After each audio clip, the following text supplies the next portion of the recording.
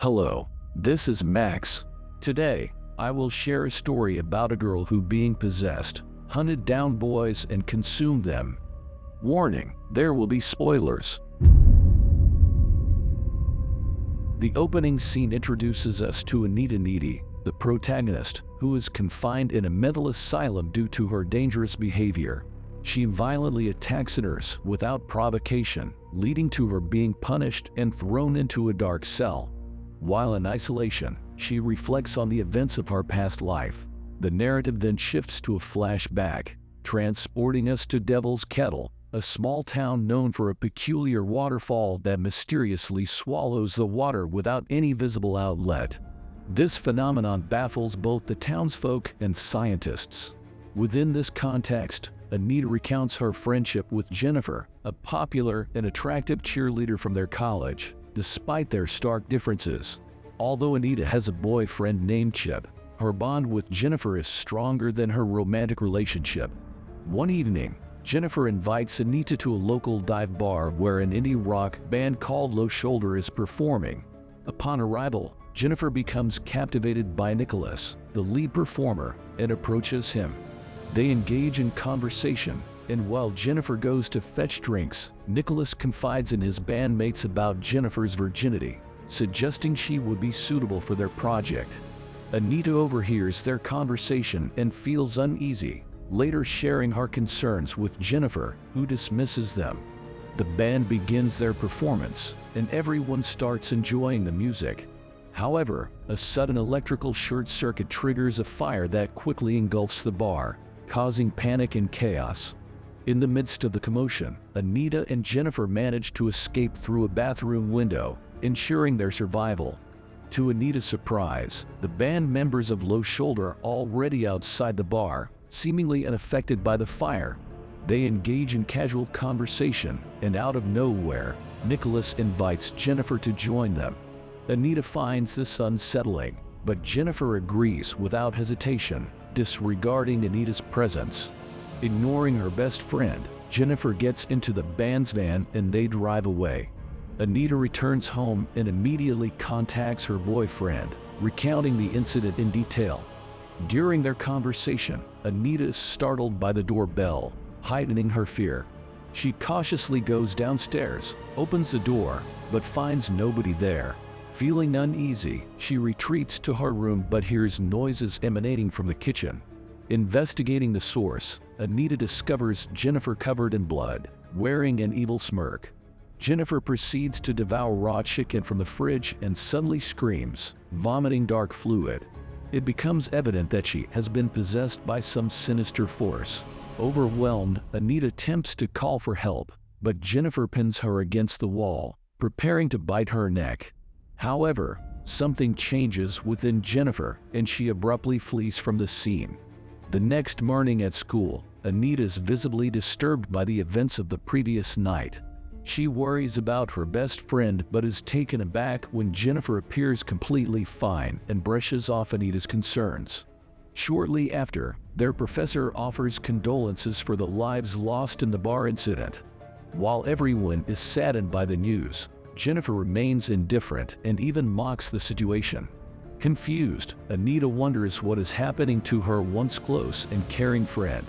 Recognizing the connection between Jennifer's strange behavior and the Low Shoulder band, Anita confides in Chip, revealing everything about Jennifer, including her sinister transformation. Meanwhile, Jennifer approaches Jonas, the captain of the college football team, who is mourning the loss of his best friend in the fire. Leading him to the forest behind the college, Jennifer offers him solace and begins to seduce him.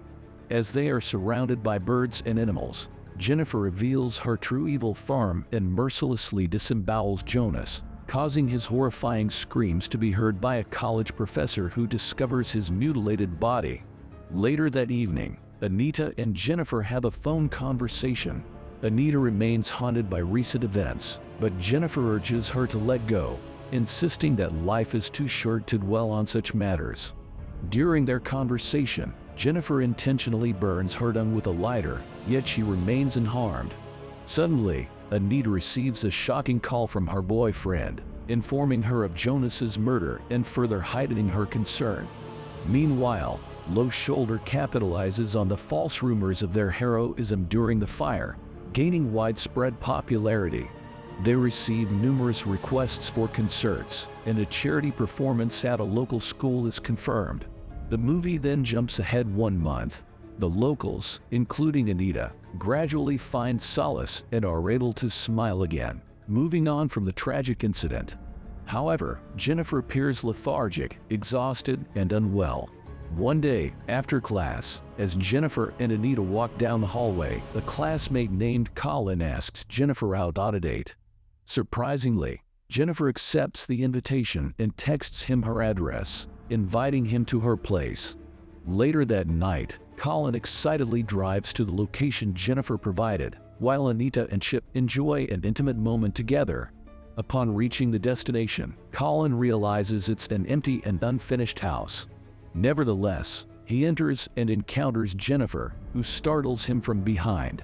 Without wasting time, she seduces and kisses him. Initially, everything seems normal, and Colin has a pleasant time. However, he notices a disturbing change in Jennifer's eyes. Colin attempts to flee, but Jennifer transforms into her monstrous form once again, brutally killing him and sadistically drinking his blood. Meanwhile, Anita, in the midst of her romantic encounter, suddenly experiences hallucinations. She sees the spirit of Jonas on the couch and blood dripping from the ceiling. Frightened, Anita abruptly leaves Chip's place and drives away. However, her troubles continue as she nearly runs over Jennifer, who is covered in blood.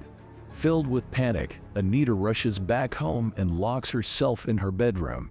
Seeking solace, she lies down on the bed, only to be startled by Jennifer's presence in the room. Jennifer appears normal once again, leaving Anita perplexed and uncertain about the situation. Before Anita can react, Jennifer unexpectedly kisses her on the lips, intending to help her relax. In the aftermath, Jennifer reveals a shocking truth. Low Shoulder, the band involved in the bar fire incident, took her to the mysterious waterfall and offered her as a virgin sacrifice to Satan in exchange for their fame and fortune. She explains that despite the success of the sacrifice, she did not die because she was not truly a virgin. However, Jennifer confesses that she never returned to normal because she was permanently possessed by Satan. After the incident, she recalls waking up unharmed, even after being stabbed by the band members multiple times. Jennifer further reveals that she experienced extreme hunger as she made her way back home. Consequently, she devoured her first victim, a foreign exchange student who was believed to have perished in the fire. After revealing this horrifying truth, Jennifer discloses something even more shocking. On that fateful night, she had intended to consume Anita as well, but at the last moment, she had a change of heart due to her lingering feelings for her best friend. Jennifer explains that after feeding, she gains extra strength and can endure almost any injury without feeling pain. To demonstrate, she intentionally cuts her hand, creating a significant wound that miraculously heals within seconds. Overwhelmed by these terrifying revelations, Anita asks Jennifer to leave. Jennifer complies by jumping out of the second-floor window, landing approximately 13 feet below. In the subsequent scene, Anita delves into paranormal research to uncover more about the unsettling occurrences. She visits the cult section of her college library and immerses herself in books about the occult and satanic rituals involving virgin sacrifices. After extensive research, she discovers that her best friend is actually a succubus, a supernatural being that feeds on human flesh. Anita learns that succubi can only be killed when they are weakened and hungry. Eager to share her findings and seek support, Anita confides in her boyfriend, Chip. Unfortunately, he dismisses her claims, suggesting she might need mental assistance. As they continue their conversation, a sudden realization strikes Anita, leading her to break up with Chip. She understands that being close to her puts him in danger. Moreover, she forbids him from attending the upcoming college program. However, Chip reacts angrily, disregarding her warnings and storming off. On the day of the college program, Anita anxiously awaits Jennifer's arrival. determined to keep a watchful eye on her. Meanwhile, Jennifer intercepts Judd, who is en route to the event. She craftily fabricates a story, alleging that Anita had been having an affair with Colin, manipulating Chip's emotions.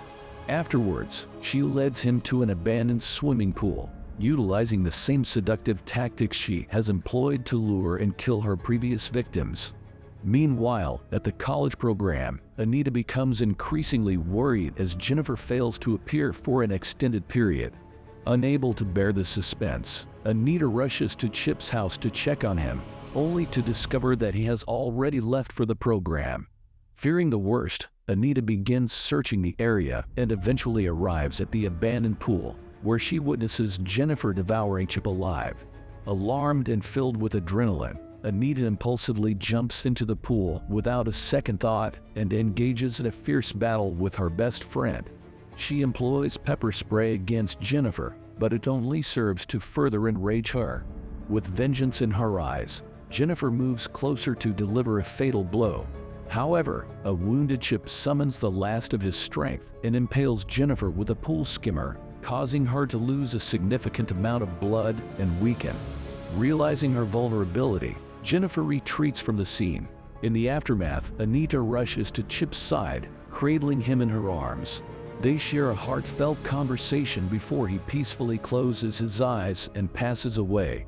Heartbroken and consumed by rage, Anita prepares herself for a path of vengeance. In the dead of night, she breaks into Jennifer's bedroom through the window and launches a ferocious attack. A brutal fight ensues between the two, with Jennifer gaining an advantage by sinking her teeth into Anita's shoulder. Undeterred, Anita continues to fight with unwavering determination. At one crucial moment, she manages to rip a BFF necklace from Jennifer's neck, momentarily stunning her. Seizing the opportunity, Anita plunges a utility knife into Jennifer's heart, finally ending her life. Moments later, when Jennifer's mother enters the room, she is horrified to discover Anita standing over her lifeless daughter's body.